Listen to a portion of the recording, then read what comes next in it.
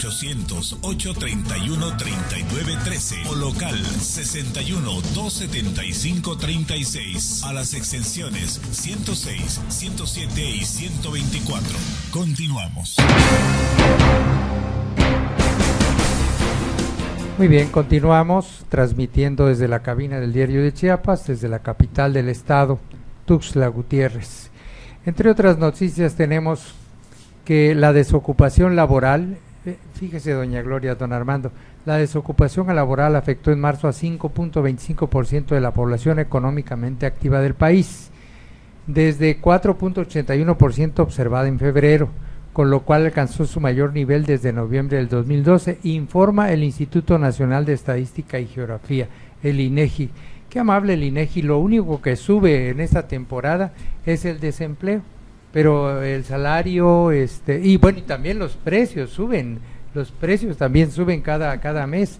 Dice el INEGI, con cifras originales, la tasa de desocupación en marzo fue de 4.80%, la más alta para el tercer mes de un año, desde 2010, mientras en los 32 centros urbanos más numerosos del país, la búsqueda infructuosa de ocupación laboral afectó a 5.60% de los habitantes de más de 14 años y más que realizaron acciones para encontrar un empleo remunerado. Las 5 ciudades que registraron en marzo las mayores tasas de desocupación fueron Tabasco, seguramente muchos policías dejaron de trabajar, Coahuila, Aguascalientes, Distrito Federal, el Estado de México. Según los resultados parciales de la encuesta nacional de ocupación y empleo, 58.42% del total de la población del país labora en la informalidad y es laboralmente vulnerable por la naturaleza de la unidad económica para la que trabaja. Así que, bueno, y hay otras cosas preocupantes. Estaba leyendo ayer, doña Gloria, don Armando, que está a punto de estallar lo que se ha denominado la burbuja inmobiliaria. Durante 6 años, empresas como Omex, como Geo, como Urbi, los desarrolladores más importantes de viviendas del país, pues se pusieron a construir como loquitos, sin importar si tenían servicios, si dejaban con luz, con agua, con drenaje, se pusieron a construir, y bueno, pequeños jacalitos. El presidente Peña Nieto, cuando llega al poder, en los primeros días dice, bueno, vamos a promover la vivienda, pero no estas viviendas, dice, porque aquí qué familia puede entrar, ¿no? Miren los tamaños de los cuartos y la superficie, no hay ni para dónde crecer. Como lo que hicieron aquí, más o menos. Sí, y entonces el presidente empezó a cuestionar y como estaban muy aborazados estas inmobiliarias, empezó también a controlar los créditos de Infonavit, a establecer nuevas reglas de operación. Según esto, las empresas inmobiliarias fueron afectadas por estas nuevas reglas de operación. Como no van a ser afectados, sí les redujeron sus ganancias. Entonces ahora están solicitando a un juez competente que les permite entrar a concurso mercantil, que no es más que una reestructuración para bajar un poquito toda su estructura financiera, ver cómo le van a pagar a sus acreedores y, de ser posible, hacer la famosa huida como la hizo Gastón Azcárraga con Mexicana.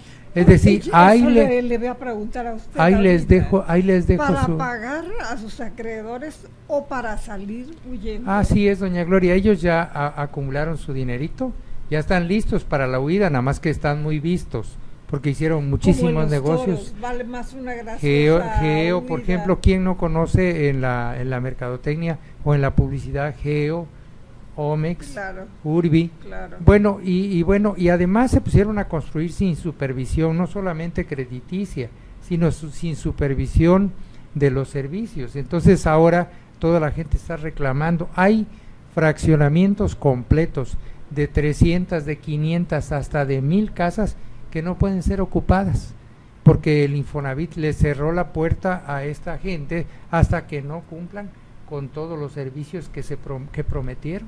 Entonces ahí están las casas. Es más, los gobiernos le están pidiendo a estas empresas que pongan vigilancia privada, porque ellos no se van a ocupar de las casas si alguien llega a meterse. Aquí sucedió un problema exactamente como ese, ¿no? En el caso de la Misión. El caso de la Misión, mira, las casas fueron abandonadas por la constructora y les metió gente. Fíjate, Armando, doña Gloria, ustedes saben esa historia de hace muchos años, FOBAPROA. ¿Quiénes redescontaron? FOBAPROA. Sí, ¿quiénes redescontaron inmediatamente sus documentos mercantiles? Calpan descontó todos y se olvidó de los fraccionamientos. Hay que el gobierno cobrara. Entonces la gente se empezó a meter y ya no fue problema de Calpan, sino problema del gobierno con FOBAPROA. Interesantísimo. Bueno, estos cuates ya no tuvieron oportunidad de hacer lo mismo porque no hay FOBAPROA y porque el gobierno federal tampoco los va a rescatar como pensaban ellos que podía haber sucedido con Mexicana. Entonces eso va a explotar y al explotar eso va a traer consecuencias para la industria constructora. Estoy diciendo que van a quedar sin empleos peones, albañiles, electricistas, acarreadores de materiales, casas de materiales. Entonces va a venir un problema muy serio. Si estos 5.25% de la población está desempleada, de la población económicamente activa está desempleada, estos números van a subir seguramente. Sí, fíjate que ese problema de la vivienda en nuestro país se sigue incrementando porque una vez reporteamos, resulta que se metieron, una familia se metió a una casa que todavía le faltaban algunos detalles para terminarla, acabados para terminarla, pues la familia desesperada porque ya tenía un año que esta empresa a través de Infonavit creo que era, les iba a dar las casas, y ya había pasado, ¿no? Y mañana, pasado, lo que hacen, ¿no? Y de repente se molestaron y se fueron a meter a la casa. Y entonces la empresa retiró a todos sus trabajadores, la constructora retiró a todos los trabajadores y les entregó la casa así, les hicieron firmar un documento, ¿no? La empresa, la constructora, a las gentes que ya la habitaban, un documento donde lo recibían de conformidad y se fueron. Y ahí quedó un gran problema.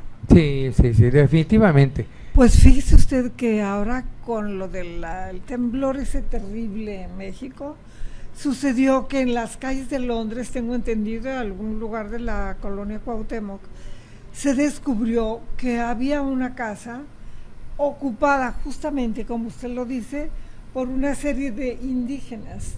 ¿Y cómo lo sacan? Ellos no quieren salirse ahora de ahí. No, claro.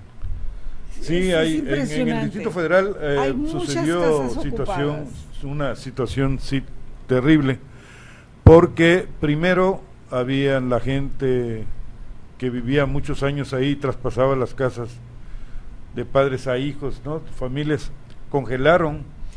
Fue cuando la época de la congelación de rentas, ¿se acuerdan? Cuando congelaron las rentas.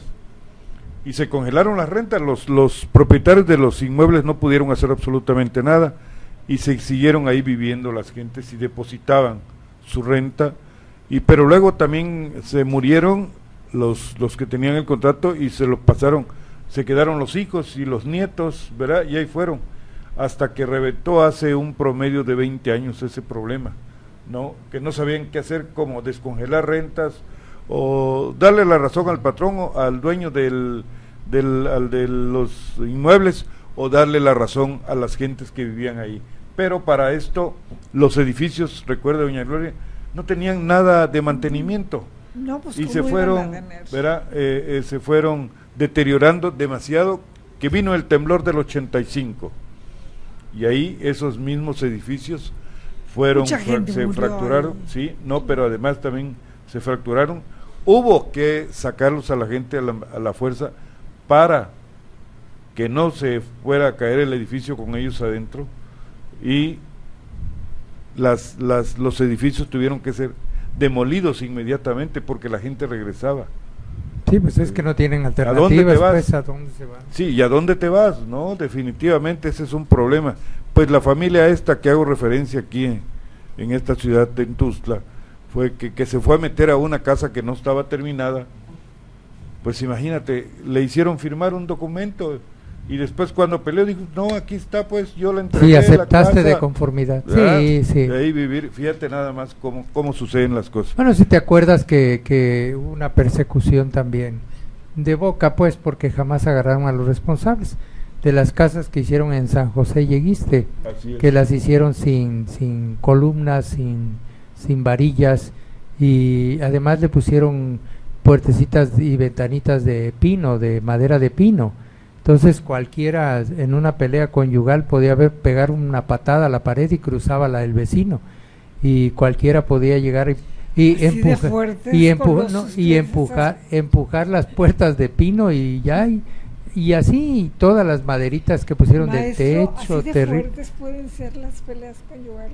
Pues no precisamente, pero no necesitaba una fuerza mayor para entrar al otro lado. Es decir, una señora enojada, ¿verdad? Una persona enojada, con el sartén podía llegar hasta la cocina de la vecina. Yo quería pero así lo dejaron, doña Gloria.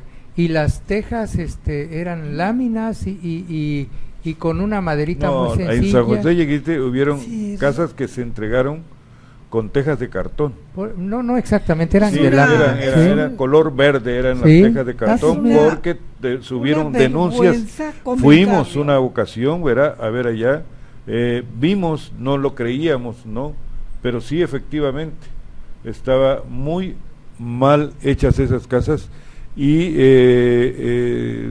tenían doble teja de cartón para que no se fuera a mojar la gente. Entonces eran verdes, de color verde. Todas las casas las han tenido los propietarios, las tuvieron que rehacer, que remodelar, totalmente rehacerla. Casi compraron, digamos, el terreno y una covachita para estar mientras podían. Y aquí el gran problema, recuerda, doña Gloria, el gran problema de la constructora San Roque, la inmobiliaria San Roque, que había, ¿verdad?, que construyeron ahí en el Libramiento Sur, las fraccionamiento Soque, que a fracturarse, porque el terreno no era el ideal, y no es fraccionamiento Soque, exactamente. No sé si sí, ha habido mucha. No sé si era el Soque, pero me acuerdo que hubo un problema muy grave en el Libramiento Sur, justamente en un terreno que venía en declive, y las casas empezaron a resbalar. Eso es, doña Gloria, ahí en el fraccionamiento Soque. Sí, que las paredes empezaban a quedar casi todas, porque no tenían soporte. O fracturarse, ¿verdad? Bueno, pues yo hablo de esta. Ese es el gran problema que existe de la vivienda, ¿no? Este estallido le llaman la burbuja inmobiliaria, porque va a traer muchas consecuencias. En primera, va a generar mucho desempleo, porque la mayoría de la gente se ocupa, albañiles, peones, electricistas, fontaneros. No, por supuesto, la industria de la construcción. Además, la industria de la construcción es importante. Además, tú ves el termómetro económico, ¿verdad?, en base, ¿verdad?, a la industria de la construcción. Sí, claro. Ahí te da, ¿verdad? Si tienen mucho trabajo, ¿verdad?, ves que la economía va bien. Así es. Pero si no hay trabajo para las constructoras, sobre todo para un sector de trabajadores del pueblo, ¿no? Sí, porque mira, aquí tú lo que presentaste, lo que comentaste del Instituto del INEGI, ¿verdad?, donde reporta que la tasa de desempleo en marzo se ubicó en 5.25%. Te voy a decir que al último, además, durante el tercer mes de este año, el 8.3% de la población activa declaró ser subocupada, con necesidad y disponibilidad de trabajar más horas. Bueno, pues aquí entran los albañiles, ¿verdad? Los carpinteros. Pues fíjate que todavía no, ahí el grueso lo constituyen los jóvenes clasemedieros, los egresados de universidades. Tú te asombras, mira, de instituciones, sumas egresados, y yo digo que anualmente en el mes de julio-agosto, por el número de graduaciones, no dejan de haber menos de 50,000 nuevos jóvenes en el estado que se tienen que incorporar al mercado laboral, que no existe. Es decir, pues están formados, tienen formación en nuevas tecnologías, en administración, en contabilidad, en electricidad, doña Gloria, del Tecnológico Regional de Tuxtla Gutiérrez, de la Politécnica. Sí, pero aquí fíjate, dentro de ese reporte que diste, dice, el INEGI precisa que el 21.1% de los desocupados no tenían estudios completos de secundaria. Bueno, entonces sí es la industria de la construcción. Pero te voy a decir que la gente que trabaja más horas, pues son los albañiles. No, claro. O sea, los vemos que cuando están construyendo edificios o viviendas o algo, pues simple y sencillamente vemos cómo los albañiles, los fontaneros, ¿verdad?, trabajan más del tiempo. ¿Por qué no generamos una caravana que se Pero- vaya a Ricitos de Oro, pero lo doña Gloria, único- de gente rica, ¿no? Sí. Que pueda pagar el viaje, que se vayan. Bueno, pero te voy a decir ¿Por qué que no hacemos una Una cooperacha para que se vayan. cooperacha y mandamos a todos a pero Ricitos de fíjese Oro? nada más, o sea, estos en las empresas, en las constructoras, ¿verdad? Los albañiles son los que más horas trabajan, ¿verdad? Rebasan las 8 horas. Los únicos albañiles que no vemos que trabajen ni siquiera su horario completo son los que están haciendo las calles, de las constructoras que están haciendo las calles. Sí. Perdóname, pero yo cada vez que paso veo a uno o dos gentes trabajando. Sobre todo en la parte esta del 5 de mayo, del 5 de mayo a la escuela Eliseo Palacios, casi no se ve ¿verdad? el movimiento. O sea, lo vemos, pasamos por ahí Y fueron los- pasamos fueron las lentamente por Bueno, todo el ahora hay una cosa congestionamiento muy de importante. tráfico. Y que fueron hay. las primeras no podemos calles. generalizar, porque sí hay Entonces, empresas. digo yo no sé, doña Gloria, pero yo veo poca gente trabajando Pero fueron las y en la primeras noche- calles que abrieron precisamente esas. Sí, y te voy a decir que en cualquier otra parte tú ves que en la noche trabajan más, Pues sí. porque es cuando más cómodamente pueden trabajar por el tráfico de vehículos. Pero nos pasaría lo que la vendedora de mango, Armando. Si le compramos toda la canasta de mangos, ¿qué va a Después, vender? ¿qué va a Entonces vender? tienen que administrarse. Nos vamos a una segunda pausa, son tan amables. Usted escucha Chiapas a diario. La escena global de la información.